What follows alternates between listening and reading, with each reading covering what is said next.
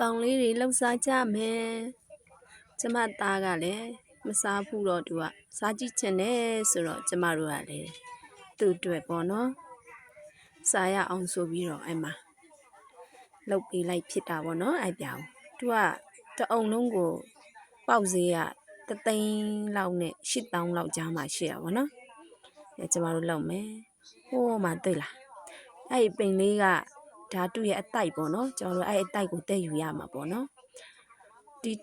ပေါ်တက်ဖို့ဆိုအရန်အနေရများတယ်ကျမတို့အနေနဲ့ကဒါတတိဝိညာဉ်နဲ့တက်ဖို့လဲလိုတာပေါ့နော်တချို့လူတွေကတော့မီးနဲ့မြိုက်ကြတာပေါ့နော်ကျွန်တော်တို့ကတော့ဟိုတက်ယူတဲ့ဟာတော့မြိုက်ပြတော့သူကကိုက်ရင်အရန်အနေရများလို့လေလူရန်သေးနိုင်တဲ့အဆင့်ထိဖြစ်တဲ့အတွက်ကျွန်တော်တို့ကဟိုဒီလောက်ပဲရိုက်ပြနိုင်တာပေါ့နော်ကျွန်တော်တို့တက်ယူမှာဖြစ်ပါတယ်ရပြီပေါ့နော်ကျွန်တော်တို့